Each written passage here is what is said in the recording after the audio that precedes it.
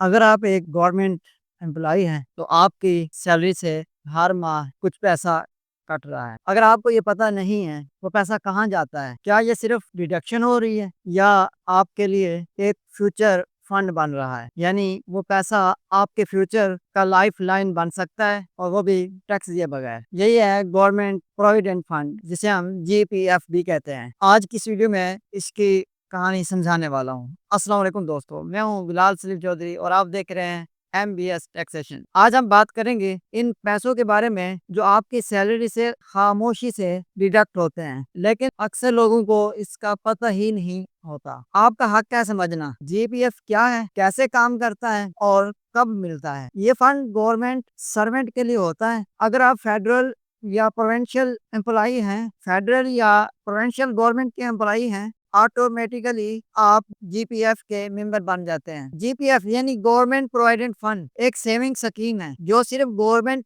Employees के लिए होती है। इसमें हर महीने आपकी सैलरी से एक सर्टेन अमाउंट डिडक्ट होता है। यही पैसा आपके नाम से एक फंड में जमा होता रहता है। गवर्नमेंट इस फंड पे आपको हर साल इंटरेस्ट भी देती है। जब आप रिटायर होते हैं या नौकरी छोड़ते हैं तो पैसा लमसम अमाउंट में मिलता है। ये आपकी रिटायरमेंट के लिए सेफ्टी फंड बन जाता है। एक दिन एक रिटायर्ड मुलाजिम मेरे पास आया, मुझे कहने लगा, बेटा 30 साल से मेरी सैलरी से ये फंड कटता रहा है, लेकिन 2 साल से मैं हासिल नहीं कर पा रहा। उनका पैसा 2 साल तक डिले हो गया, सिर्फ इसलिए कि उनको इसके बारे में प्रॉपर नॉलेज नहीं था। इसलिए मैंने डिसाइड किया कि ये वीडियो जरूर बनानी चाहिए। अब हम देखते हैं GPF की ट्रीटमेंट क्या है, ये कैसे काम करता है, इस पर टैक्स लगता है या ये टैक्स फ्री। पहली बात तो ये है कि ये टोटल टैक्स फ्री होता है। GPF में आपकी सैलरी से एक फिक्स परसेंटेज डिडक्ट होती है। ये पैसा गवर्नमेंट के पास सिक्योर अकाउंट में स्टोर होता है और आपको हर साल इसके ऊपर इंटरेस्ट मिलता है, जो नॉर्मली मार्केट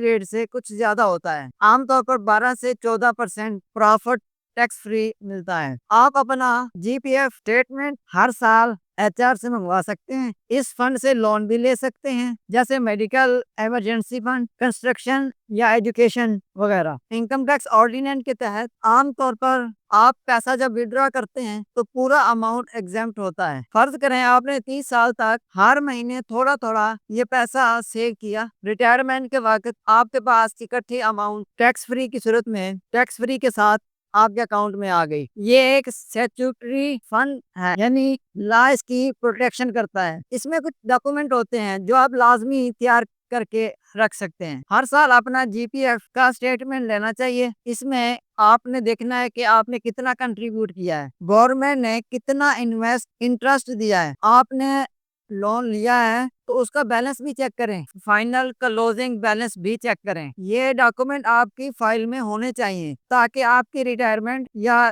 डेथ में कोई मसला ना हो, डेथ केस में कोई मसला ना बने। हम अक्सर GPF को इग्नोर कर देते हैं क्योंकि वो साइलेंटली डिडक्ट हो रहा होता है, लेकिन ये आपके फ्यूचर का सहारा है। जितना ज्यादा आप इसका स्ट्रक्चर और बेनिफिट समझ जाएंगे, उतना आप अच्छी प्लानिंग कर सकते हैं। लेकिन दोस्तों, हर फंड में क्लैरिटी होना जरूरी है। कई लोग कंफ्यूज हो जाते हैं कि GPF और अदर प्रोविडेंट फंड एक जैसे हैं, जैसे कि रिकॉग्नाइज अनरिकॉग्नाइज फंड, लेकिन ऐसा बिल्कुल भी नहीं होता। बहुत से लोग गवर्नमेंट एम्प्लॉय नहीं होते, वो सोचते हैं कि उनका प्रोविडेंट फंड भी GPF जैसा ही टैक्स फ्री होता है, GPF जैसा टैक्स फ्री होगा। लेकिन जब वो रिटायरमेंट पर पैसे निकालते हैं तो अनरिकॉग्नाइज फंड होने की वजह से टैक्स नोटिस मिलते हैं, यानी टैक्स नोटिस वसूल हो जाते हैं। अफसोस होता है जब लाखों रुपए उन पर बर्डन पड़ता है, रिवार्ड की जगह उनको टैक्स देना पड़ता है। इसलिए अवेयरनेस जरूरी है। हर फंड अलग ट्रीटमेंट रखता है और हर इंडिविजुअल को अपनी सिचुएशन समझनी चाहिए। अब सवाल ये उठता है, अगर आप GPC के लिए एलिजिबल नहीं हैं तो आपके लिए एग्जम्पशन की क्या सूरत हो सकती है? क्या रिकॉग्नाइज फंड या पेंशन केस या कोई और स्मार्ट रूट? ये हम डिस्कस करेंगे अगली वीडियो में पूरी तफसील के साथ। यह था हमारा आज का टॉपिक। उम्मीद है आपको समझ आई होगी। वीडियो को लाइक करें, चैनल को सब्सक्राइब करें। मिलते हैं अगली वीडियो में, तब तक के लिए इजाजत दें। बहुत शुक्रिया। अल्लाह हाफिज।